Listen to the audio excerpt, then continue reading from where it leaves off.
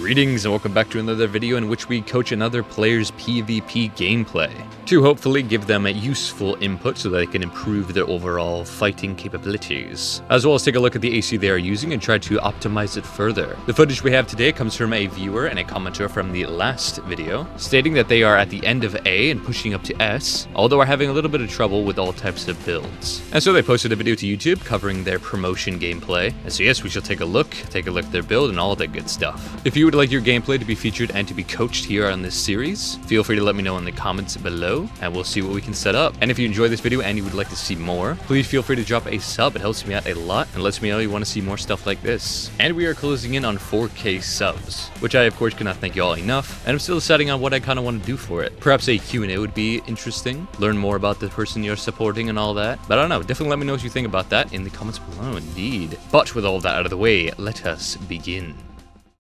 Alrighty, here we are with the video submitted to us by Swindle. Armored Core 6 video for Green Knight. Very straightforward, very to the point, very epic. So, let us begin. Alright, so this is the enemy. S rank, Wooger, Quicklet, Duo 02, and I couldn't exactly make out what's on his shoulder on a medium heavy frame. And our main protagonist, End of A, Zim, Pulse Blade, Duo Missile, and Earshot Kinkaku. Reverse joints. Interesting. Definitely gonna have some ideas of what this could turn into. Oh, we got the shoot off, the bow before the battle. Very nice. A gentleman's duel. Alright. So yeah, Duo with a melee build can be pretty, not so great. Also using a lot of assault boosting instead of melee canceling with the Kinkaku. Also an interesting play. Yeah, oh, so he has a shield. That's really rough. That means he can counter both the Zim kicks and the Earshot. Yeah. Oh, assault as well. Yeah, it's not looking good so far. Yeah. Oh man, Wooger sometimes just doesn't look like it hits, but it does. Alright, so far we have some interesting, or I guess poor use of our build, naturally. You know, with Kinkaku having max melee thrusts, yet not very good other boosts, like assault and assault quick boost and normal quick boost and normal boost, all that good stuff. Really, it's just not great for anything else except for assault boost, not assault boost, melee thrust. Thing is, we're not meleeing it, we're not canceling for distance. Got the melee, yeah, but I'm surprised you even landed that, but I guess he didn't think it was going to happen. He didn't parry it, but he parried the Zim, which means no impact anymore. Damn, it's crazy. Yeah, and the missiles aren't doing anything this range, we just seen them go overhead. It's rough. Pulse armor. Health is actually looking pretty similar, but yeah, unfortunately we waited too long for the assault. Or did it too early, rather. Yeah, with Kinkaku Pulse Blade, it's very easy to land, or it's more likely to land because of speed, but 15 HP in a dream, it's not over until it's Jover. You can do it. No! Dear God. I see. Okay. We had some fundamental mistakes or misplays based on a build. We'll take him to the garage and see what we think. Alright, here's my recreation of the build. Not too sure what he has on for the FCS and generator, although I'd imagine Santa and Abbott and or Ocellus, given the close range nature. And so yeah, weapon-wise, this isn't too bad of a philosophy. I mean, Pulse Blade into Zim isn't too bad. In most cases, it can even stagger if it's quick enough, and then line up for the, Earshot, stagger punch, or whatever else you have. Well, that's a double melee. Double melee can be really good with such a use case.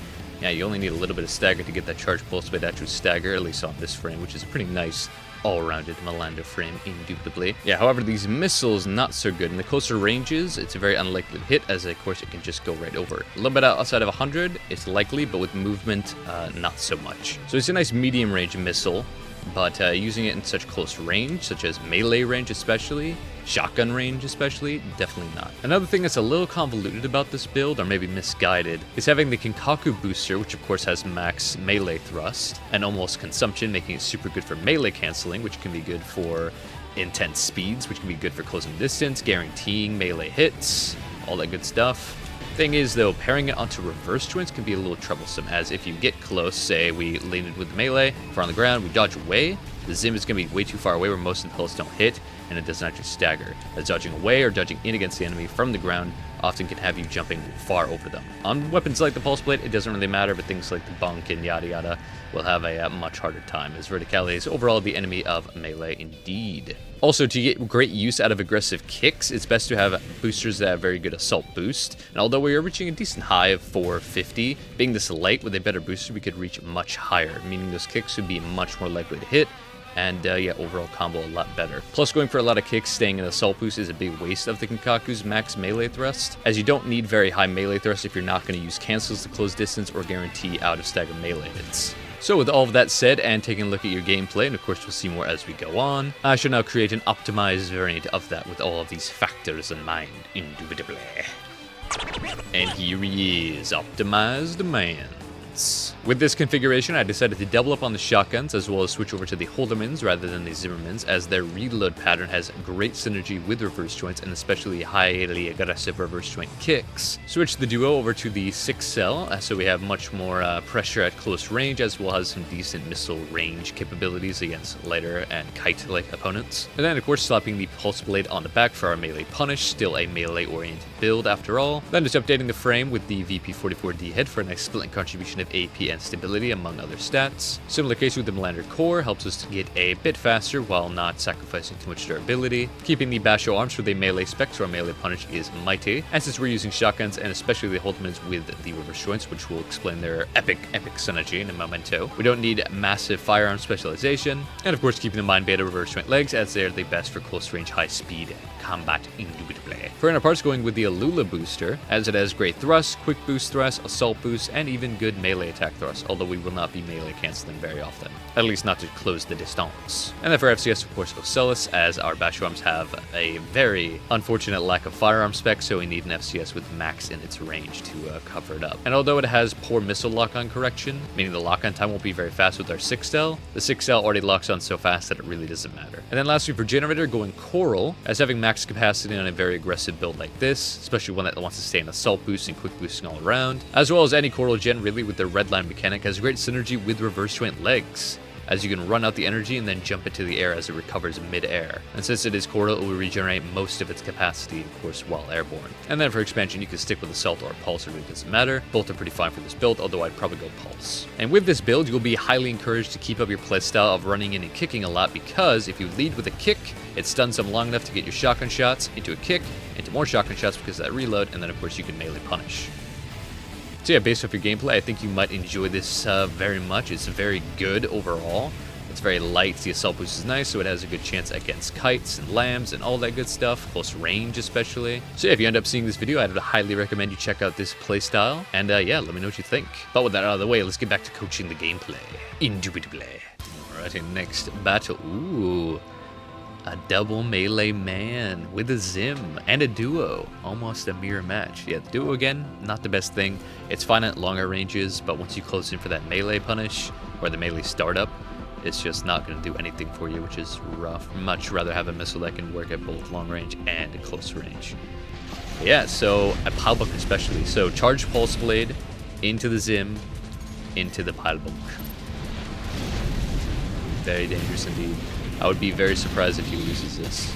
Alright, getting with the... Oh yeah, right, it does have the Pulse Blade. He has the Oscillator. Still can work, it's just less likely to hit. What was that, Raw Bunk? Uh-oh. I may have sold him. He ran out of energy as well, it seems. Alright, he's misplaying a little bit. Stagger's looking very similar. Stagger. Punish. Ooh, waited probably a little too long. Yeah, he has Assault as well. It really is kind of a mirror match. Alright, so misplays on both. He has Coral Booster. Interesting. It's actually very interesting to have Coral Booster with an Oscillator. Alright, so his build ain't perfect. Your build isn't perfect. Alright. It's really anyone's game at this rate. I'd expect Kinkaku, especially on that. Yeah. Alright, nice hit. Good stuff. Not punishing with earshot. Kicking into the earshot. Thankfully, the mountain was there. He actually got the punish off. If not, he would have been able to dodge away from it, especially with his Coral Booster. Coral Booster is very good. Use a Ditch Our Missile. Damn. Coral Boost is very good for its quick boost. Nice. Oh yeah, I mean, reverse joint into earshot. That is solid indeed. Gonna jump right above, get that splash damage. It is solid. I see. Yeah, no, if the enemy had Kinkaku or at the very least Flugel, they can maybe more reliably hit that Coral Oscillator, Zim and missiles to the stagger, and then hit with the bunk for the punish. Portal boost is probably to quick boost in to guarantee the bunk. It's not all too uncommon rather. This is in for the stagger. Why is he waiting so long? Dear God. Could have had the stagger. We still have it. There's the assault, but reverse it and we win. Oh, he actually got away with the Portal booster dodge distance. It may not be the best for the build he's rocking, but I mean it's pretty good for evasion overall. Damn, the backtrack earshot, it's kind of crazy. Desync be with you. GG's, man, GG's. Honestly, build to build, I figured he would have won the enemy, but yeah, GG's. Next opponent, yeah, I gotta say, last round, ditching the missile. I would have understood ditching the earshot for speed, but ditching the Duo 02 is so minimal, you might as well not even bother, especially with Kinkaku. Oh boy, what the hell, 40 core. Shoulder pulse was a split and double Viento. Okay. So yeah, I'm seeing a whole lot of just assault boosting in and kicks into meleeing and stuff like that, which, I don't know, just seems like such a waste for the Kinkaku. Again, with this current configuration, the assault boost is decently high. Look at that impact though, my god. That's kind of rough. Stagger, earshot punish, there we go, we got the combo. Getting the running with the kicks. Try to get close with the assault, nice, very good. Nice. Yeah, the assault timings could be better time to time, but hey, made it work at that time. Ditching the missile again for a little bit more speed. Is it really worth it though? I don't think so. Stagger. Bubbles for damage. Doesn't really seem like he has much of a punish. He's just kind of a pest. Good pulse. Should stagger. Good assault. Earshot. Nice. Overall, solid resource management. Just a little bit tricky on the build theory, it seems. That seems to be your biggest downfall. Like I didn't go for a kick immediately. You expected to dodge around a lot, so you stayed in the assault boost extra long. Yeah, really, a better booster would make this so much better, as we've kind of played around with. There's really no point of having the melee as on your hand, really. It's not really a leading weapon in this kind of configuration. Next up, back to the watch point indeed. Yeah, so overall, your management with resources outside of the contradictory of the build type. Oh god, Power Baka, even as P10. Oh boy. Both of you are running up to S rank. He has double Tencel, heavyweight, biped, double Zinni, P10 booster, which means it has max quick boost, or no, assault boost, quick boost, same thing, almost. Which means he can just assault boost at you while dodging once infinitely. Yeah, you don't want to just run into its face. Your reverse range kicks are going to be nice, but he's just going to retaliate with his own. We're just playing the assault. Seems like we played a little more defensively rather than aggressively there, which is kind of rough.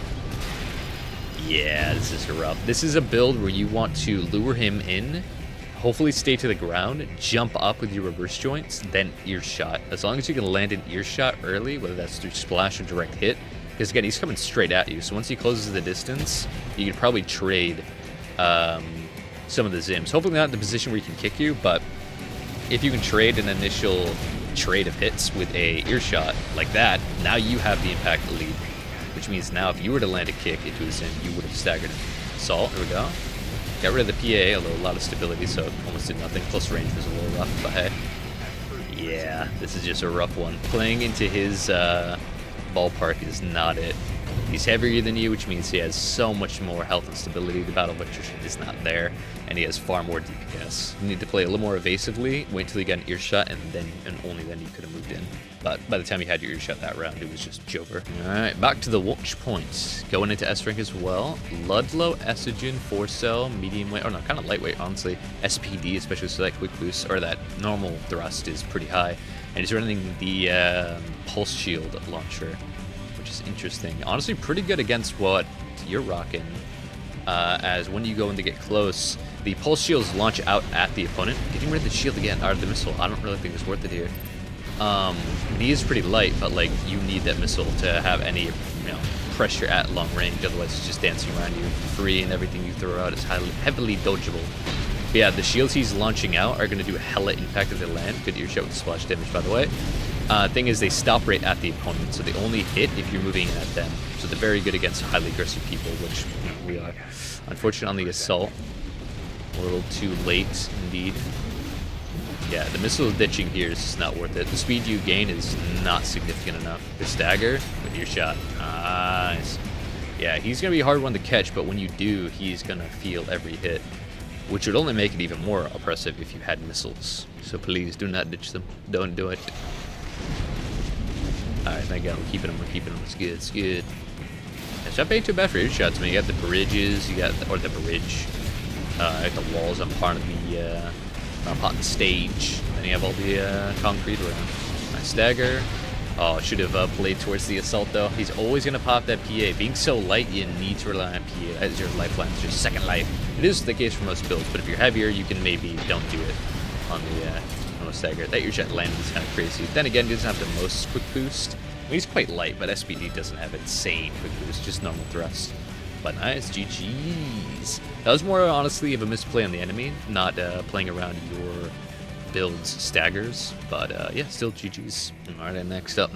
Ooh, double Zemi reverse joint. Duo 2, interesting, in 10 cell. I like the idea of having the Duo 2 next to the 10 cell for the sake of having a very fast missile with a harder hitting missile, but slower on the reload and lock on. Well, mainly just reload. Lock on doesn't really matter at that rate. But the Duo, again, on close range builds like this, it's not impossible to work. In fact, having that as a constant poke tool at range while leaving your 10 cell for the close range isn't too bad, but 10 cell, I'm not too sure I'd fully recommend that. Although with Zims and reverse joint, it's not too bad. But yeah, no, I'd definitely recommend also hold them in for sure, because it just has such good synergy with reverse joints. Damn, we got him though. He's out kicking us. Dear God. Yeah, no, he is definitely playing his build pretty damn well, using his duos at range as he was walking around us, not going in straight away. Nice, we love the shot. Wield the bows. And firing off at range, then going with 10 cell, moving in with the 10 cell as well. We're about to stagger. Nice. I like the idea of just assaulting to say fuck it, get the damage in, whether he PAs or not, but yeah, way too far away for that. And we would be able to use it now, so it's rough. It may be G over now. Nice. Yeah, it's rough. That is kind of the case of the more optimized version fighting this variant. Alrighty, so those are all the fights. So what are your biggest strengths and weaknesses? I would say your resource management was a little panicky, and by that I mean that you would go for assault boosts and kicks, maybe even if they weren't to land. The raw pulse blades were a little misguided, not much canceling, just kind of throwing it out, as well as the earshots. It seemed that you just kind of fired them out whenever an opportunity kind of arose, but never as a distinct punish or counter to what the enemy was doing. Not to say you didn't do that at all. There were some very well executed punishes, build synergy, or overall weapon synergies from time to time, but the panic uses did come up a lot, which is fine, happens to all of us. We get better over time, and that's the kind of thing that sharpens with time. Next, I think your movement was an overall a little sporadic. I think we all kind of get into that flow state of just dodging around on a whim based on feel more than much focus or direction. This was most apparent with the Power Baka fight. The way to position in that fight was much more evasive and reactionary rather than just kind of going in and